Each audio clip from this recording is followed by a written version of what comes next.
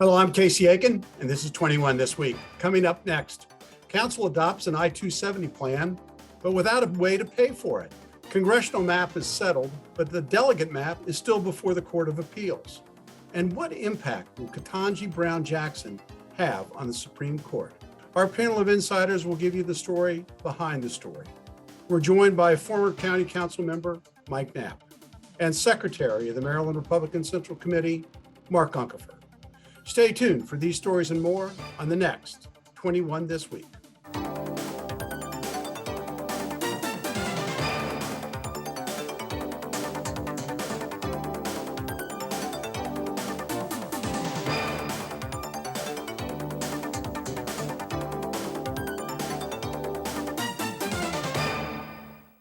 The legislative version of musical chairs over congressional boundaries came to an abrupt halt when Governor Larry Hogan accepted the revised congressional district map approved by the General Assembly last week, combined with the voluntary dismissal by the Attorney General of its earlier appeal to the Court of Appeals. Mark, when the music stopped, the map is not as compact as the map proposed by the Citizens Commission appointed by Governor Hogan, but it certainly seems better for Republicans. Well, yes, on balance, it's much more like the bipartisan Citizens Commission map, with the exception of their more sort of cross-county cuts. But it is, I think, a huge improvement on the prior map that had been adopted by the legislature. So, Mike, what everybody wants to know is, who won, who lost, who got screwed in the process, right? I mean, we love, getting into the granular. So Maryland Matters claims that the big winner of the game was U.S. Representative Andy Harris, and the loser was Delegate Heather Mazur and David Hardin, who were trying to beat him.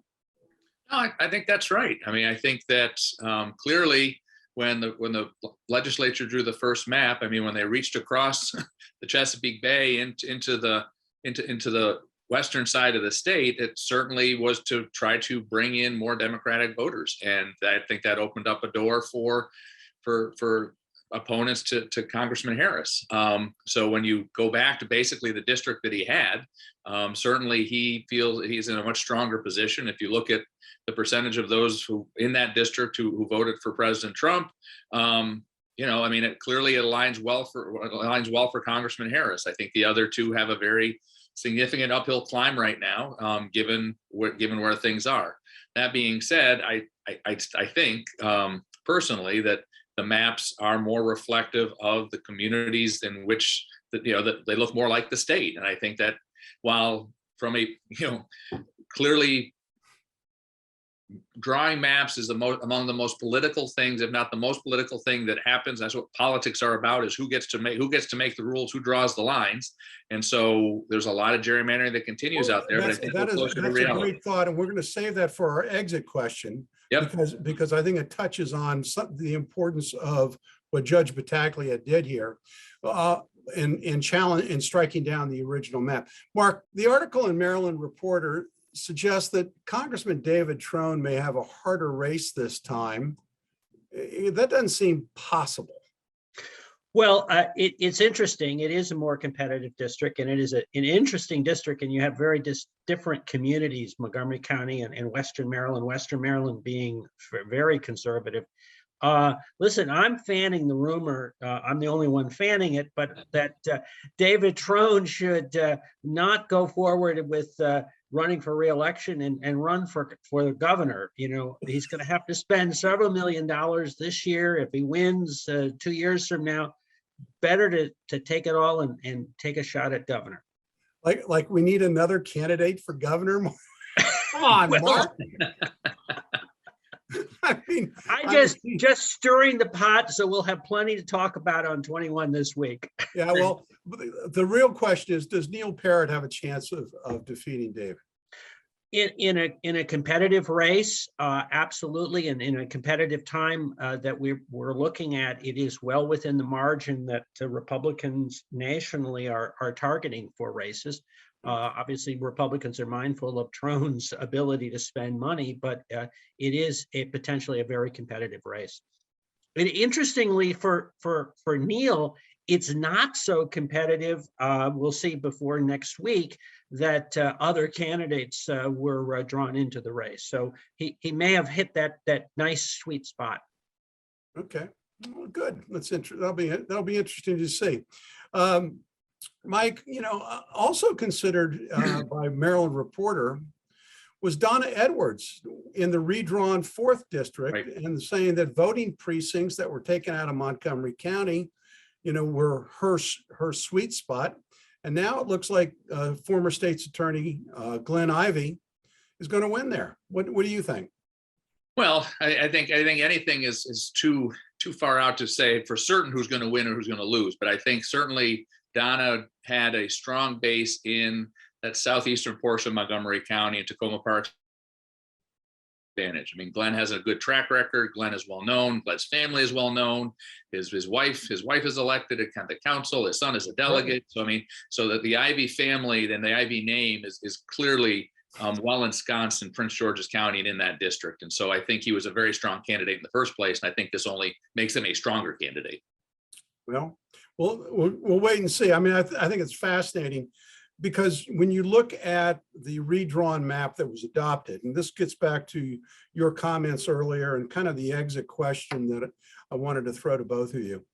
Gerrymandering is the scourge against our system. But both parties certainly engage in it. And I thought it was very courageous that Judge Lynn Battaglia exhibited in striking down the initial map. But will it have effect outside of Maryland? And actually, in our next topic is to talk about the legislative districts. Will it ever have an effect on those legislative district race or maps as well? Mark, I'll kind of go to you first, and then since Mike was already opining on it, we'll let him have the last word. Well, I was going to comment that the scourge of gerrymandering is that for both parties, the real contest is within the primary, and so whoever is elected has got to look to the more extreme parts of their own party with the threat that there'll be a primary challenge that will unseat them, and the political consequence of that is to marginalize or limit the effectiveness of moderates in both parties, since there are, again, fewer races in which are decided by the broad, complete constituency of a particular district.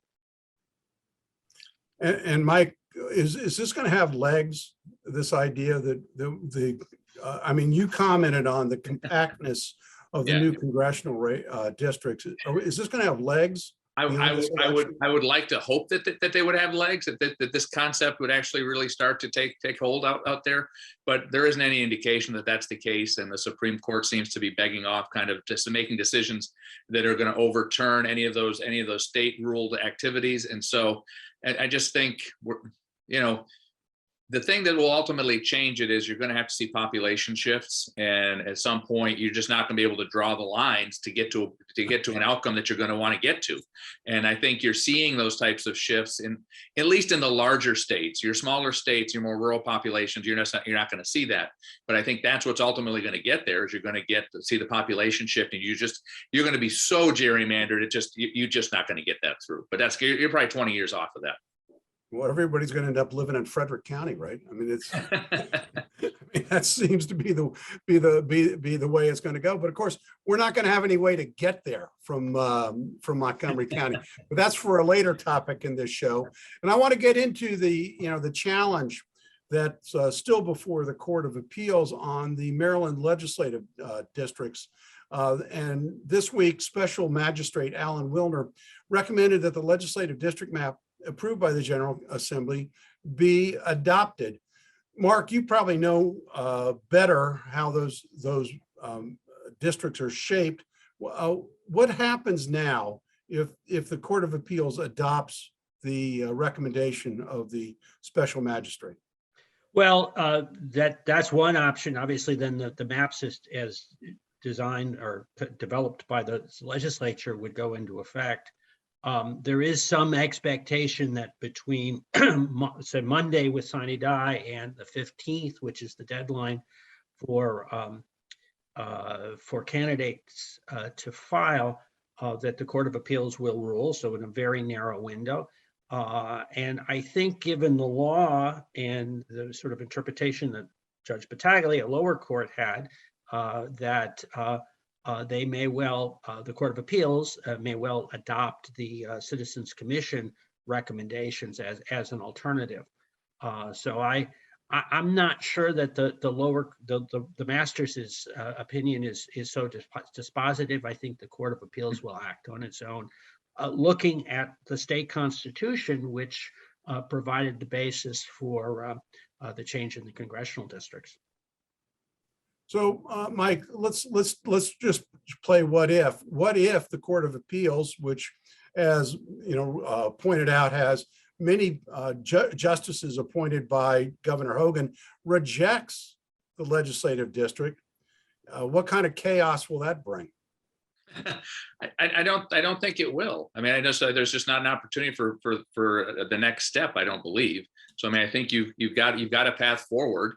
And if they reject it, they've got an alternative to put on the table. So I don't see that there's a lot out there that will throw into chaos. It's from what I've seen so far. Okay. I mean, were the court to throw out the state legislative maps, the gerrymandered maps, they have a ready alternative in the proposal of the bipartisan commission. And there is, you know, a timeline in which candidates could make a decision to move around and so forth. So I think there's a real distinct possibility that could be happening literally in the next week. And I think the biggest challenge is, and I said this on a couple of weeks ago, is just getting candidates in the races and actually getting races underway. There just hasn't been anything, and so you effectively have frozen most of the races out there right now. And so at some point we actually have to have an election, and so I'll be curious to see what that result will be and who ultimately gets in and how quickly they can get up to speed and actually run a race. Well, I think you're going to have the last word there, Mike. It'll be interesting to see what the Court of Appeals ultimately decides. And as Mark pointed out, the clock is ticking. When we come back from this short break, the Montgomery County Council adopts an I-270 plan with no way for funding it. Why not? Stay tuned. You'll find out. And welcome back. The headline on the Montgomery County Media website summed it up pretty well. The dysfunction in our county council when it comes to transportation. The headline read, Council adopts I-270 plan without definite funding commitments. Now, Mike, you're a former council member, so we can throw lots of stones at the current council. I mean, you guys did it perfectly, I'm sure. Inevitably. You know, it just seems like this council endlessly talks about, you know, the need to improve transportation. We're going to do bus rapid transit. We're going to do all this plans. But the one thing they don't want is they don't seem to want to expand I-270 to allow additional cars on I-270. Are they too concerned about saving the planet and hating automobiles? Well, I mean, the reality is a couple things. First, rarely does the county doesn't generally fund interstates. So the fact that, so it creates an interesting dynamic, right? So the county passes plans on what we hope others will pay for or not pay for.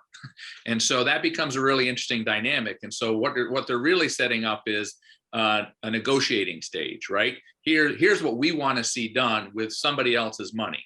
And so they're trying to kind of put those parameters in there so that they know that they can say, here's where we want to see things happen or not happen, which unfortunately then allows them the flexibility to come up with stuff that is really not particularly realistic.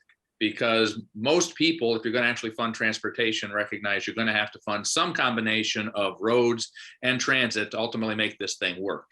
And so they end up going so far in one direction that it almost makes it unpalatable for whoever the funding entity, the governor or whomever, to come back and then say, oh, well, let's negotiate over that because you're already in such a crazy position.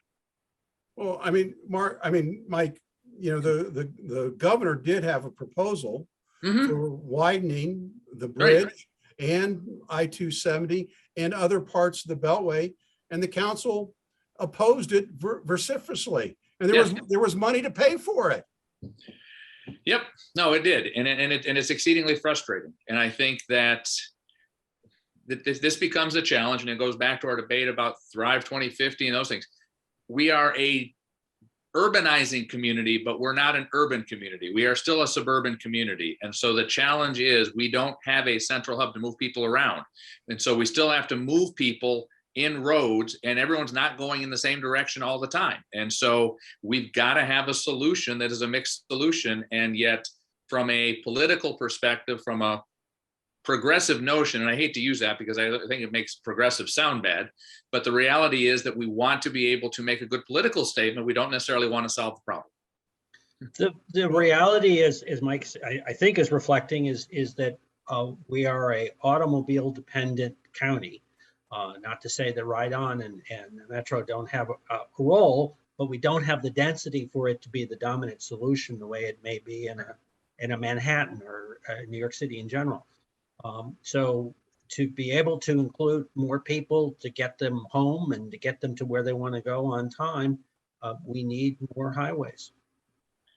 Well, that's a great sentiment, Mark. But the fact is that not only this council, but the council that preceded it voted 9-0 against transportation plans. I mean, that was put forth by the Council of Governments, which was a regional council. I mean, at some point, the voters have to get tired of sitting in endless traffic trying to get across the American Legion Bridge and merging into I-270 and then trying to get to Clarksburg. Clarksburg is in Montgomery County. It's not all drivers trying to get to Frederick. Well, but the reality is also going to be what's happened as a result of the pandemic. I mean, there were clearly trends where we were moving in a direction where you were seeing more transit utilization, you were seeing increased capacity, and what you've seen now is clearly a huge step back because there is no set direction that everyone's going, because you've got some people working from home, some people working in a hybrid fashion. And so to be able to try to then figure out development and transportation patterns, I think it's going to take you another decade for that to sort out again. And the one thing, Mike, you didn't mention is that people are afraid to be on buses and in mass transit because of the communicable diseases that we just saw being passed around during the pandemic. They wanted to be in their cars. Well, and people don't want to be on buses anyway. So, but anyway, go. Sorry, Mark. I was going to make the observation. I mean, that working from home has been a bigger source of displacement from the roads than mass transit has ever been. It is a reality. It's also fascinating to see the role that Uber and Lyft are having as sort of a an alternative to transportation. We're seeing real growth in those patterns. It's obviously automobile centered, but it is also kind of changing the transportation mix that people depend upon. Well, no, and I think that's a really good point, Mark, because what you're seeing, especially in younger generations, is they haven't been buying cars or wanting to own automobiles, but now they don't have to, but they don't have to rely on public transit to do it. And so it gives them a level of flexibility that didn't exist previously, and they're comfortable using it. So I think it will change the travel patterns. Well, I hate to break it to you, Mike. I mean, as the millennial generation gets older and they start having families, they're going to start demanding suburban housing, and they're going to want cars and vans and other ways to take their kids to school. It's not going to be, they're not going to all be waiting for the school bus at the corner. And we have to wrap it up, but I just want to say what an awful tragedy it was for that poor student at Ashburton's school to have been hit by a car and lost his life. That's just, something that every parent just strikes daggers in your heart. We have to go on to our last topic. And one of the things, we generally focus on state and county issues. But at times it's fun to look outside our particular playground and look at what the nation is doing. And it was a rather significant event this week when Judge Ketanji Brown Jackson was voted in and confirmed by the Senate to be the next Supreme Court justice when Justice Breyer steps down.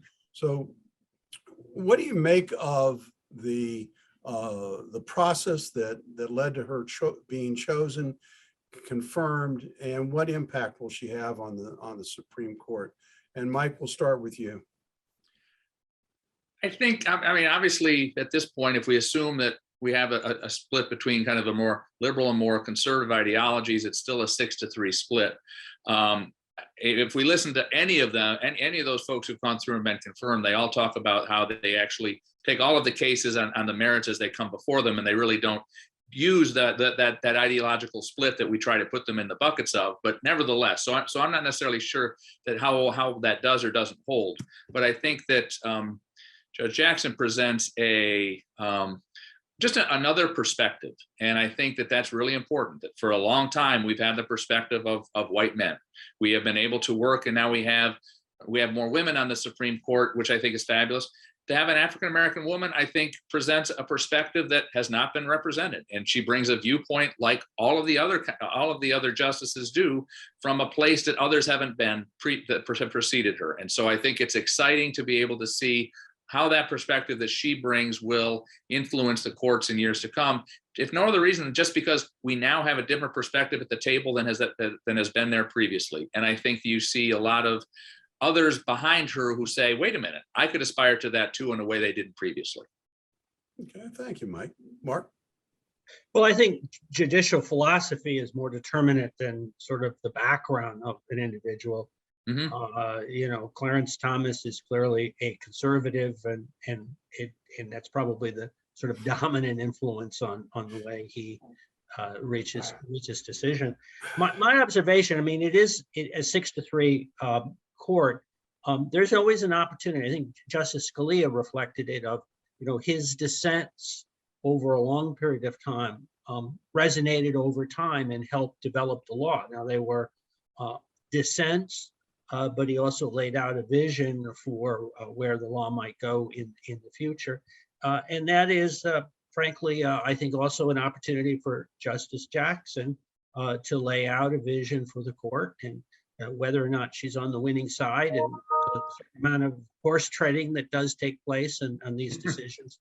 It's also an opportunity for her to kind of lay the foundation for the law into the future. We'll see how she does it, if that's an approach that she ends up taking. Well, I think, again, echoing both of your sentiments, I mean, I think it is a landmark achievement to have the first African-American woman. Although we kind of, I think, overemphasize race and gender in a lot of this stuff, because as Mark pointed out, I think judicial philosophy is certainly much more important as to determining how they're going to rule. We have to wrap it up here. When we come back, parting shots. Welcome back, and now with parting shots, Mike Knapp. Thank you, Casey. Well, it's a beautiful day and a celebratory time, spring break. And so I just wanted to note two things. One, in that spirit of celebration, given the budgets that are coming out from Annapolis and locally, people should be feeling very good, because clearly there are resources to be spent. And if you had a request, near as I can tell, it was funded. So lots of organizations are getting lots of money, and hopefully they can do good things with it. And then it's just nice to see that as we approach spring break for MCPS, that people are actually out and engaging, and just to see the enthusiasm, just the fact that people can actually be together again and traveling to places and having a good time. Well, thank you, Mike. Mark Uncapher, your parting shot. Well, Mike and I didn't coordinate on that parting shot, but my observation was that I was going to commend the legislature for getting together with the governor and embracing a tax cut proposal, a significant tax cut in a variety of ways, but a particular one of the major categories was with retirement taxation, which is a great opportunity to keep more people who had been leaving the state in the state and here in Maryland. So while there's always a lot of back and forth, we had good news on that particular front. Well, I don't want to rain on your parade here, Mark, but the legislature and the governor haven't worked, all that well on everything. Oh, no, Sitting- that's for sure. Sitting I'm a before glass the half governor is full. a whole litany of legislation that he is considering vetoing. I hope to see you next week on 21 This Week, Montgomery County's hardest hitting political talk show. And I want to thank the guests and the audience for tuning in.